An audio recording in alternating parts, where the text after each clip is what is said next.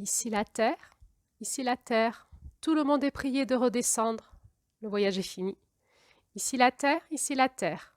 Tout le monde est prié de redescendre sur la planète Terre. Je répète, tout le monde est prié de redescendre sur la planète Terre. Ceci n'était qu'un voyage astral. Allô, allô, ici la Terre. Je répète, ici la Terre. Tout le monde est prié de redescendre sur la planète Terre. Bienvenue sur Terre.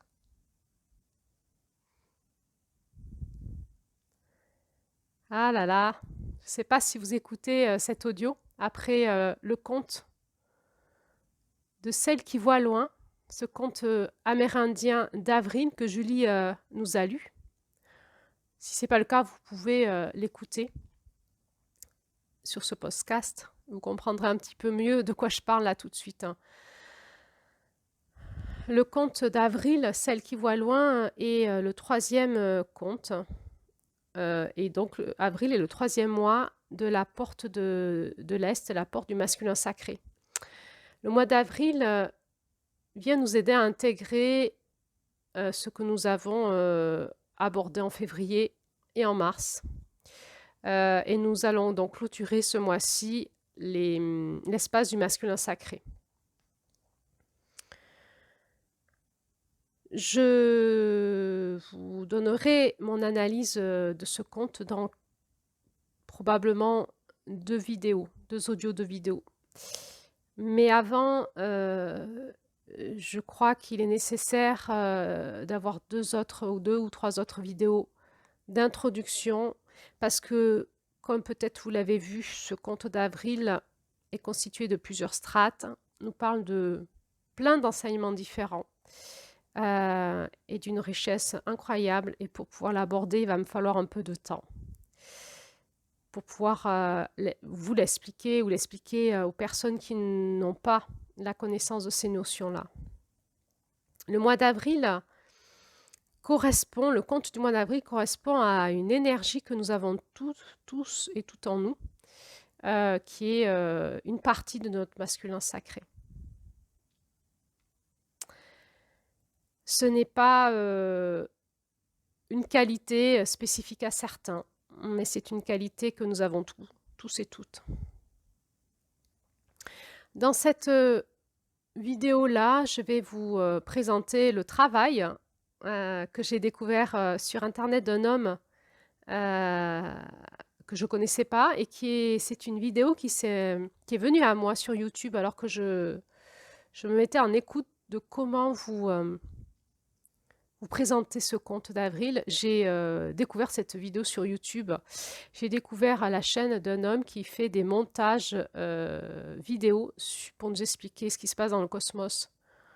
C'est juste génial ce qu'il fait. Et je vais donc vous mettre une de ces vidéos-là tout de suite. Et on va retourner finalement ensemble dans le cosmos grâce à lui.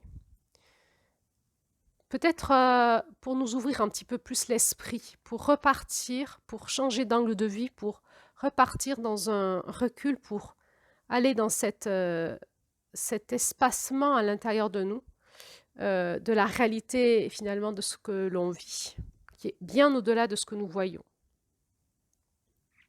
Vous allez voir, c'est juste super à suivre les vidéos de cet homme. Alors, je vous souhaite un très bon moment pour cette vidéo aussi.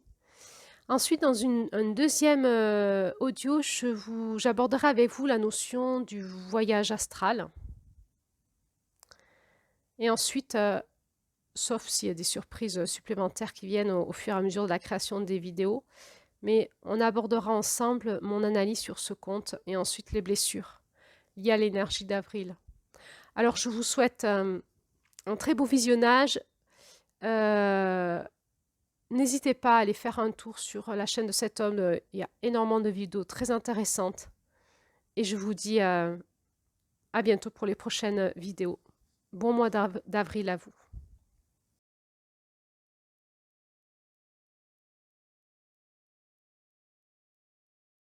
Ouvrez grand les yeux. Aujourd'hui, nous allons entreprendre un voyage aux confins de l'univers connu, aussi loin et aussi grand qu'il soit possible d'aller, en prenant comme point de départ ce que l'on a sous la main. Disons un être humain infiniment moyen, tout de suite écrasé par les dimensions monumentales des pyramides de Khéops, elles-mêmes 65 fois plus petites que le massif de l'Everest, qui, face à Calypso, Épiméthéus, Hyperion ou Miranda, l'une des lunes d'Uranus, fait pâle figure. Et l'on pourrait continuer encore longtemps à monter dans les échelles de corps sphériques de plus en plus imposants que l'on retrouve dans notre système solaire.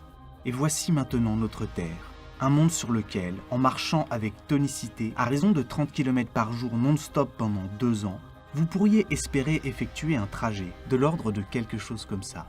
Et bien qu'il nous soit individuellement impossible d'en explorer tous les recoins en une vie entière et bien remplie, la Terre n'en reste pas moins ridiculement petite, comparée aux géantes gazeuses que l'on retrouve dans notre système, et qui tiendraient toutes sans problème, alignées dans l'espace qui sépare notre planète de la Lune.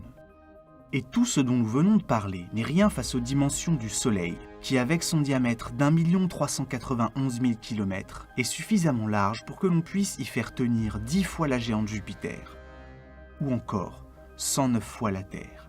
Et pourtant, cette étoile n'est qu'une naine jaune, un nom qui prend tout son sens si on le confronte avec le tour de taille d'étoiles telles qu'Arcturus, Aldébaran ou Rigel, qui toutes lui feraient de l'ombre, bien qu'ayant un diamètre dérisoire, si on les compare à Antares, Bételgeuse ou UY Scuti, la plus grosse étoile de l'univers connu, qui, avec son rayon 1700 fois plus grand que celui de notre Soleil, toise toutes les étoiles dont nous venons de parler.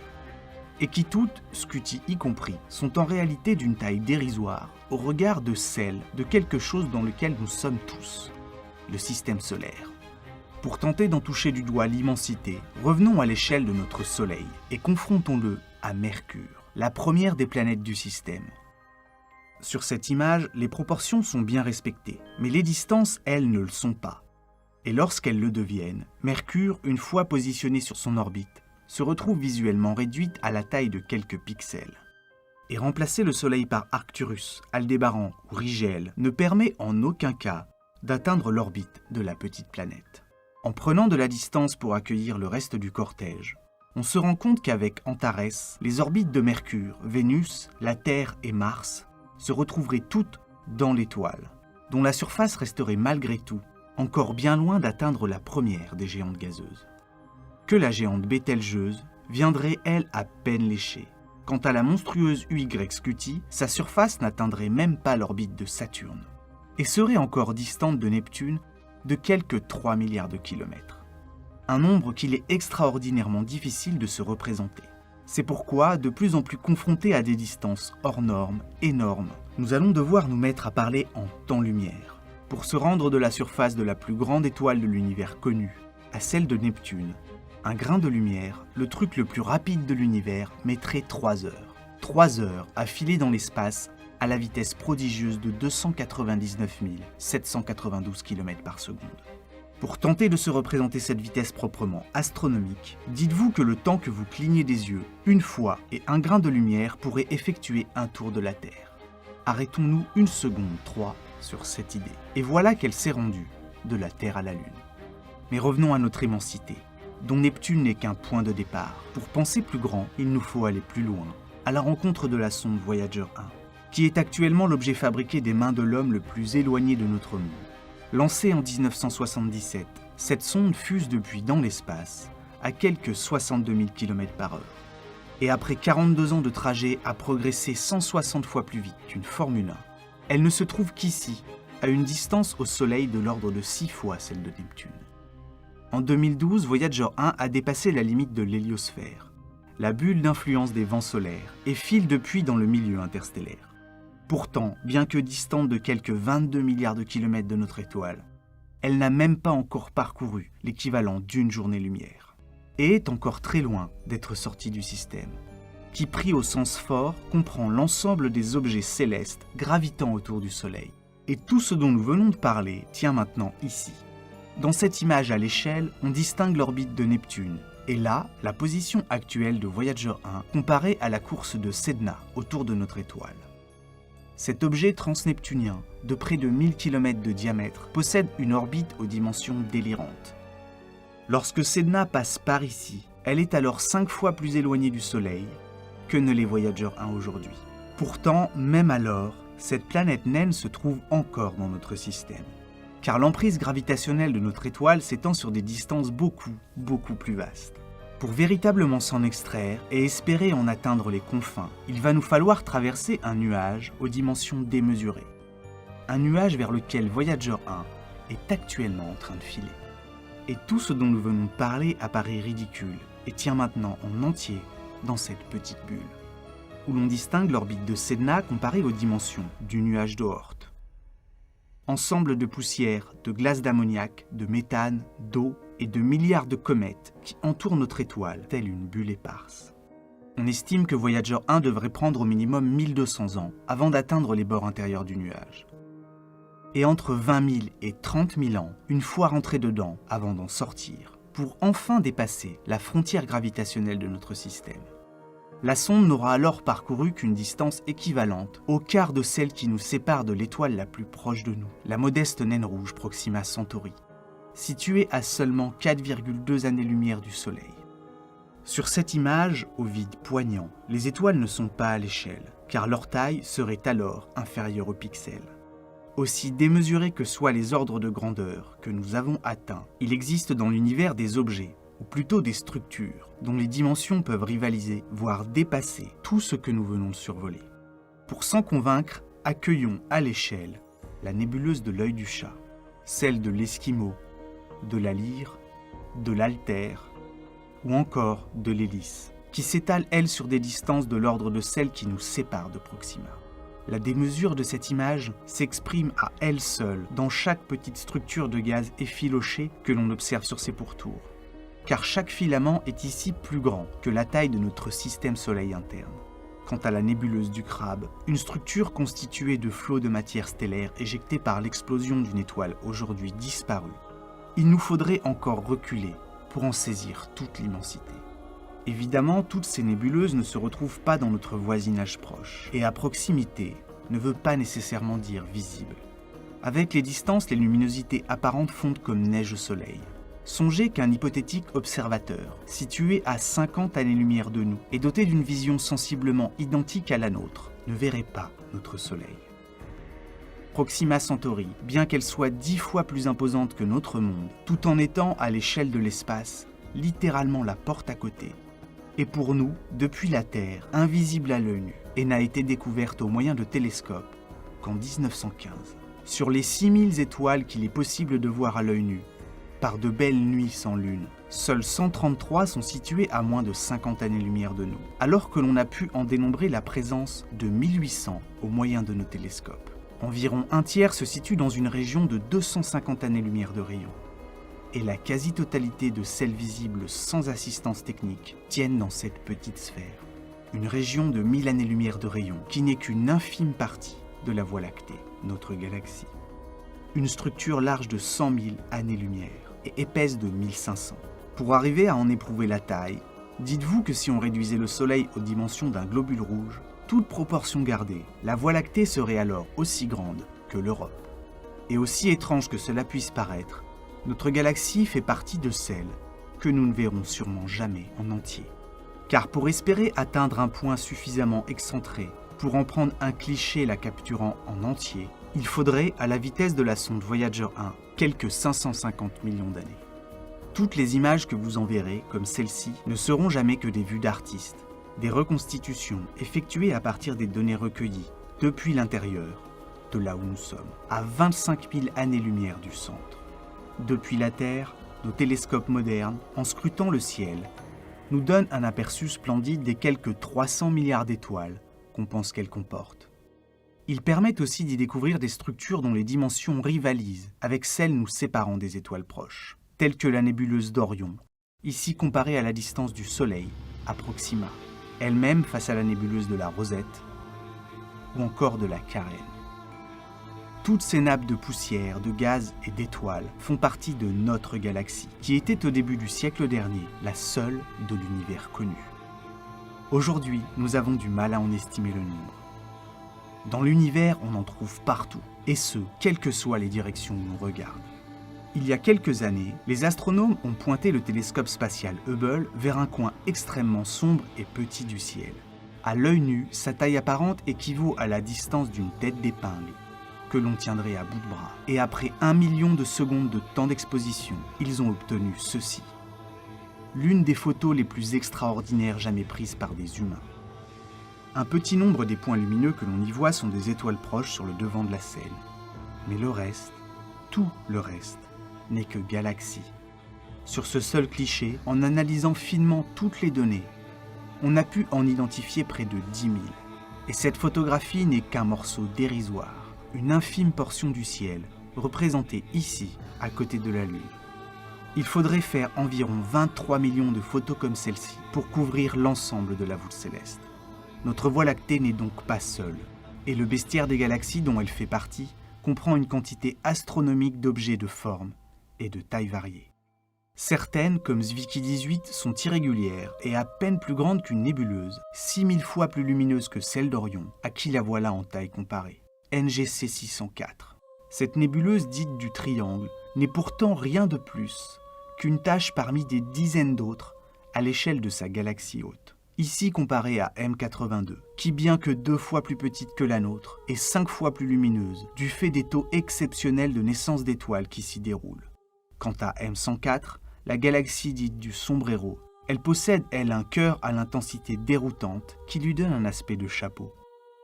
Et voici la typique galaxie elliptique au axe, entourée de son étrange anneau d'étoiles bleues. En fonction de leur âge, de leur histoire et de leur interaction passée, ces géants de l'espace peuvent voir leur taille croître, leur forme modifiée. Celle du tétard doit sûrement son aspect de spirale barrée, dont l'un des bras s'est littéralement disloqué à l'une de ces interactions. Quant à M87, elle a dû ingurgiter et fusionner avec bon nombre de ses semblables, au point d'atteindre une masse 200 fois supérieure à celle de notre Voie lactée, ici à l'échelle comparée. Mais M87 n'en reste pas moins une ébauche de gigantisme face à la colossale Hercule A.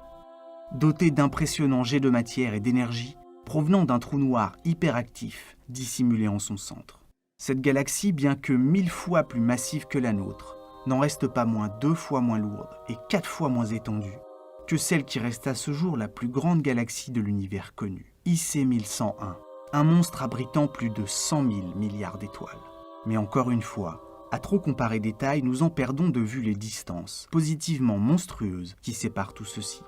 Alors à quelle distance toutes ces galaxies sont-elles de nous, et comment se répartissent-elles dans l'espace? Pour tenter de le toucher du doigt, représentons, vu depuis la Terre, la surface qu'occuperait la galaxie d'Andromède dans le ciel, si elle était légèrement plus lumineuse.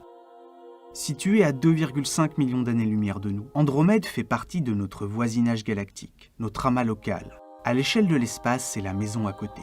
En termes d'échelle, elle est 2 fois plus grande et contient 3 fois plus d'étoiles que la nôtre. Pour couvrir la distance qui nous en sépare, la sonde Voyager 1 mettrait 56 milliards d'années, une durée de temps près de 4 fois plus longue que l'âge de l'univers. Quand on parle de proches voisins, il faut mettre beaucoup d'espace entre les guillemets. Voici une vue d'ensemble de notre amas local. Les distances et les tailles respectives sont à peu de choses près à l'échelle. On y retrouve Andromède, la Voie lactée, ainsi qu'un cortège d'une 50aine d'autres galaxies, de taille plus réduite. Et en dézoomant d'un facteur 10, tout ceci ne devient plus qu'une toute petite partie d'un ensemble encore plus vaste, et comprenant lui, plus d'1 millier de galaxies. C'est ce que l'on appelle notre groupe local. Sur cette image, large de 100 millions d'années-lumière. Chaque tache blanche représente au minimum une, voire plusieurs galaxies. Mais notre groupe local n'est lui-même qu'un sous-ensemble d'une structure colossale, le superamas de la Vierge, dont la taille étourdissante est estimée à 150 millions d'années-lumière de diamètre, et qui contient quelques 10 000 galaxies réparties dans une centaine d'amas, parmi lesquels l'on retrouve le nôtre et celui de la Vierge, distant de près de 60 millions d'années-lumière. Et voici que ce superamas se retrouve lui-même contenu dans un édifice encore plus grand. Et l'on commence à voir se dessiner, à des échelles toujours plus étendues, des lignes de plus forte densité et des zones sombres, des vides, tels que celui du Bouvier, où l'on ne trouve en tout et pour tout que quelques dizaines de galaxies, réparties dans un volume près de 2 fois plus grand que le superamas de la Vierge, qui en contient lui plus de 10 000. Ici, l'espace porte définitivement bien son nom. Et notre supercluster local n'est lui-même qu'un parmi tant d'autres, car on estime le nombre de structures de ce type à plusieurs millions. Partout où l'on regarde, quelle que soit la direction, des superclusters, qui pris tous ensemble ont la forme aux très grandes échelles, quelque part d'une immense toile d'araignée. Et tout ce dont nous venons de parler est maintenant un petit point au centre de l'univers observable, qui contiendrait, lui, selon les estimations, entre 100 et 2000 milliards de galaxies.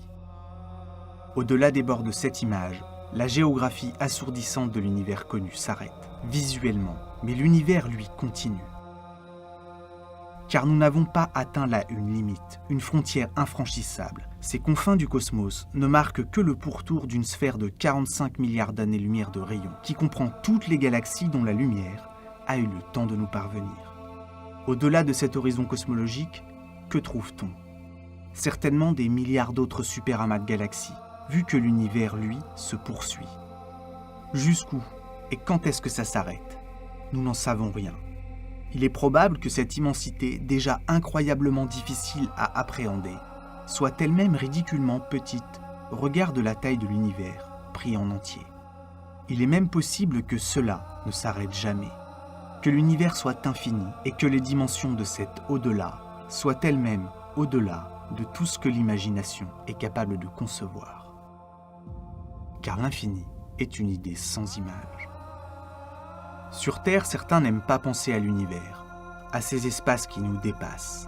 D'autres aiment le savoir immense. Ils les remplissent d'émotions paradoxales, frissons éprouvés devant ces cieux démesurés, tour à tour écrasés, angoissés ou exaltés, saisis par ce vide sidéral et sidérant.